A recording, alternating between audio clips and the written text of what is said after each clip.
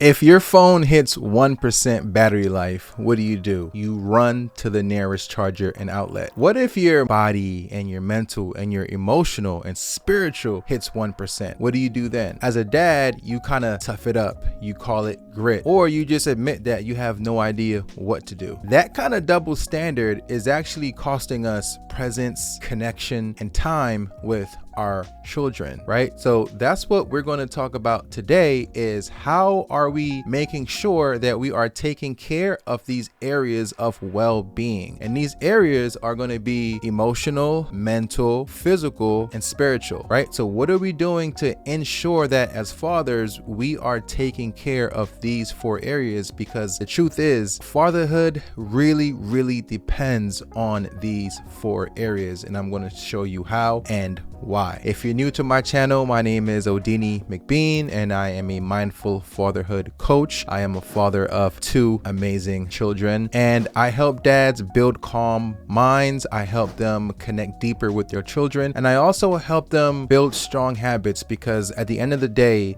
as much as we want to be great fathers, we also have to realize that that's a role, and we also have to be great individuals. So that's what my channel is all about. So let's get right into today's topic. So these 4 areas, let's start with mental. And when I say mental, I mean, what are we consistently telling ourselves, right? What stories are we telling ourselves, and what habits and practices are we doing to ensure that those stories that we tell ourselves aren't negative and they're actually stories that will benefit how we want to show up as fathers and as men? When I think of mental well-being, I think of, do I give myself grace, right? If I am not showing up how I want to show up with my son or with my daughter, I tend to give myself a lot more grace these days than I used to in the past, right? So what's my intentions when I'm taking care of my mental well-being? What am I reading? What am I consuming? Am I consuming too much? A big thing I've realized with, busy dads or dads who are ambitious when it comes to taking care of their mental well-being is that they tend to not prioritize this type of work mentally. They tend to prioritize the external work, and you have to prioritize the internal work, because A, you'll show up better for your kids, but B, they'll realize that. A good example of this is my son was recently telling me a story. I think he was saying like I was like shouting at him in a restaurant in the bathroom or something. He was saying this was years ago, and I said, dang, I said, really? I mean, I'm a human. I still sometimes raise my voice at him, but this story was a specific story. And I said, when did that happen? And my son looked at me and said, it was before your transformation. So I know for a fact, I was just telling somebody the story, and I was telling them, I know for a fact I still raise my voice at my son from time to time. But the fact that the same actions that I was doing prior to me reflecting and really taking care of my mental well-being, I'm doing the same actions, but he is attributing that to my past life, right? He is not identifying me yelling with, that's who I am as a person, as a father. That's not my identity. He says, oh, it was before your transformation. The way he tells it, you would make it seem like last week I didn't raise my voice at him.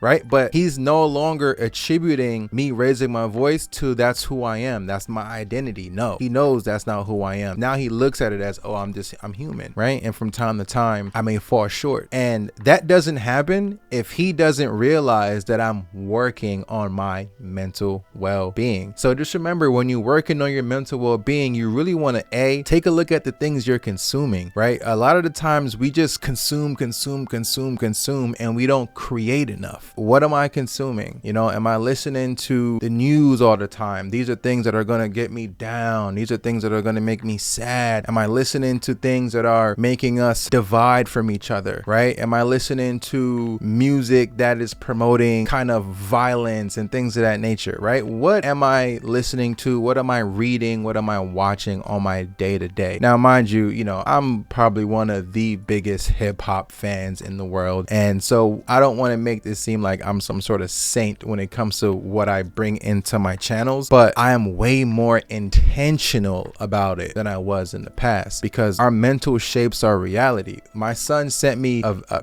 wonderful email message recently through my website. And, Thanksgiving is here, which is today. I'm working on Thanksgiving. But anyway, so he sent me this email and he basically is telling me how proud of me he is. And he's saying he's so grateful that we get to spend Thanksgiving together. And he is thanking me for still accepting him for XYZ. But XYZ were things that I felt he did not need to be talking about himself this way, right? I think he used words like annoying. He used words like stupid, hopeless. And, I said, hey, I got your email and I really appreciate, your appreciation for me. But these words, like, let's stop calling yourself these words. And I told him, I said, remember, I always tell you your mental shapes your reality. So if I am calling myself a horrible dad because I made a mistake, what do you think is going to happen? Like, the universe will reflect that back to me time and time and time again. So we really want to take care of our mental. The best way to do this is to spill your feelings on paper, right? So just write something down. You can use my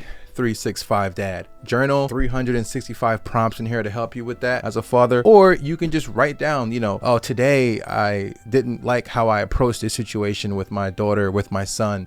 But I'm still proud of myself for showing up. And give yourself grace and don't just doubt yourself and a ton of negative self-talk. So that's why it's very important to take care of your mental well-being as a dad. The second thing we're going to talk about, which I think is probably one of my most crucial ones, and that's emotional well-being. This is where I think I gained the most, I would say I covered the most ground in my journey as a dad, is on the emotional side. More so because I'm Jamaican, right? I was born in Jamaica. I grew up in a Jamaican household. My dad is the typical non-emotional, straight to it dad. Like, he is just Caribbean as they come when it comes to being a father, right? And that is what it is. That's how he was parented. So I empathize with him, but it didn't connect with me, right? Because I looked at other dads and son relationships. My friends in middle school, I latched on to them a lot because I realized their fathers were way more emotionally involved in their lives. And that's what I wanted. So I latched on to that. So the same thing is going to happen with my son if I didn't make the shift emotionally. And when I say making a shift emotionally as a dad, I mean, really stop suppressing your feelings, right? We do this all the time. We got to stop suppressing how we feel. We got to be okay with being vulnerable. We got to be okay with apologizing. We have to be okay with telling our kids, I am not feeling my best right now, right? We just got to throw the cape away. You got to understand presence is where the cape is, right? And it took me so long to realize that. I thought my Superman cape as a dad was going to come from not showing any chinks in my armor. Truth is, that's not what it is. And if anybody is telling you that's what it is, they're just kind of stuck in that old school way of thinking of being a dad. Reality is, I realized that presence, that's the real hero when you show up, right? And not just physically. I always say this, you got to show up for your children in these 4 areas. So you got to show up physically, you got to be there, but you also got to show up mentally and emotionally and spiritually. And that is a cape that you should be proud of wearing. That comes from being okay with wanting to expand on your emotional awareness as a father. We are no longer going to think that we're weak because we're vulnerable. We're no longer going to think that, we're not a good father because we may not have all the answers and we are scared to express that. Your emotional well-being is key. And I think that is the number one thing that I've really worked on throughout my time of my, as my son would say, transformation in this fatherhood journey, is really being okay with, just letting my emotions come to the forefront in a positive way. I'll give you another recent example. This just happened yesterday. My son and I were in Burlington Coat Factory, and I told him that he was doing something this weekend that he didn't necessarily want to do. Now, sometimes as a father, as parents, we kind of have to realize, okay, this is in his best interest, this is in her best interest, and I'm kind of gonna have to put my foot down, right? So that's what I did. But we were in the store, so it wasn't a time and place for it, and he's visibly upset. So later on, I spoke to him. I said, hey, I apologize for kind of shutting you down in the store. I didn't mean to do that. That wasn't my intention, but I apologize for that. I said, but here's what you have to know. And I said, the thing that you really, really, really want is on the other side of your comfort zone. It's on the other side of hard. And I want you to succeed. So this is why I made my decision. And, but I led off with acknowledging that I apologize for the way that I like put my foot down in the store. And he was like, I get it, and he looked at me and he kind of gave me a nod, like he understood. And we just had this great moment. 4 years ago, I would never have had that conversation. I would have put my foot down and it is what it is, and we moving on to the next topic. And who knows, maybe, the thing that I put my foot down on, we're there and he's acting like he's engaged, but he's pissed the entire time and he's kind of holding that against me in his mind. He's like, in the back of his head, he's like making a checklist of all the terrible things that I've done as a father. So, being able to sit with him right away, quickly too. It's not like we had this thing in store and I talked to him days later, hours later, to have a conversation with him, sometimes even quicker than that, about what we just experienced together. It's all about being emotionally aware and being okay with showing all sides of you, right? We got to stop putting ourselves in this box. We got to show all sides of us, right? And so the next thing is, I would say, physical, right? Your body. Man, we really have to take care of our body. We really have to start treating our body as temples. I am just like the next man who sometimes I fall into ways of coping that is not necessarily beneficial for me. So this can look like picking out on sugar, picking out on junk food, on processed foods. And it's really only when I realize what I have to lose, right? What do I have to lose by not taking care of my body? That's when the lock-in for me becomes very easy, because I realize what do I have to lose? Time with my children. I have to lose when I am with my children, not being physically able to enjoy the time with them, right? And I don't want that. When my daughter gets married, I want to walk her down the aisle. I don't want to not be here for that, or even, worse, I'm there but I can't attend or something like that because of the choices I'm making on a day-to-day. So take care of your physical well-being. We all know this. We all hear this all the time, but it's so crucial, especially if you're, a millennial father. I hate to break it to you. You're not getting any younger, right? I'm 2 years away from 40, right? And decisions that I make today will for sure have an effect on my future, sometimes your immediate future. So your physical well-being, take care of that. And I would sit here and give you 30 ways to do that, but you know how to do that. I'll just give you a couple things that I've found in my life to be, I would say, like, it fills my cup physically. That's obviously eating properly, meal prepping, and so forth, right? We're not going to go into that. The second thing is the gym. I go to the gym 3 days a week, right? I work a full-time job. I run a full-time business, and I go to the gym just 3 times a week. I'm not asking you to get in there 7 days, 5 days, 3 days a week. Push, pull legs. Google it. That's what I do. That's my gym split. Push, pull legs. I'm in the gym for an hour and a half,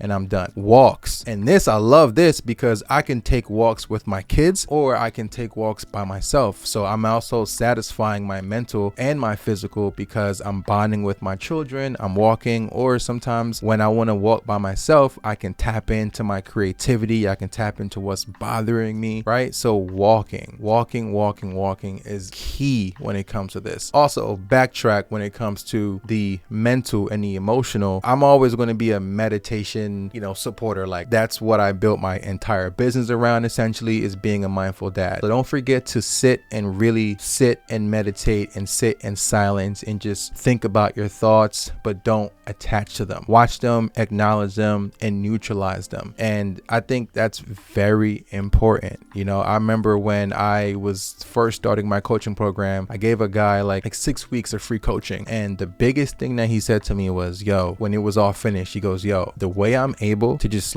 be more calm at work, and the way I'm able to show up for my kids at home because I'm able to sit and reflect in silence when I meditate. He said, thank you for that. That has helped me tremendously. I said, oh man, that's awesome. I said, when do you meditate? And he's like, he tells me all the times. And he said, even at work, he said, I'll go in my car, I'll shut my doors, and I'll just close my eyes, and I'll lay back, and I'll meditate, and I'll sit in silence. And I'm like, on your lunch break? And he's like, yeah. And I'm like, yes, amazing. Because sometimes we think it has to look a certain way. We think we have to be, 5 a.m. on a cushion. Now I also do the same thing. Sometimes at work, I go to the break room and I sit for 15, 20 minutes in the break room when nobody's there. And I just meditate, right? So just remember that. It's crucial. The last area is going to be spiritual. This is really important because spirituality is not abstract, right? It's 100% what you are giving your time and your attention to. So when I think of spiritual, I don't even look at it in a religious way. When I think of spiritual well-being, I think of how do I want to show up? How do I want to benefit all beings? For me, spirituality is as much as it is about me, it's about the collective, right? Because I know the more I work on myself spiritually, the better impact and more beneficial it will be for all beings that I come in contact with and all beings who I may not even come in contact with, right? How you show up for yourself spiritually is how you're going to treat others around you. And remember, this isn't religious for me, right? And if it is religious for you, that's perfectly fine, because I'm sure whatever doctrine that you're into, it preaches that you have to treat others like you would treat yourself, right? So for me, spiritual well-being is key.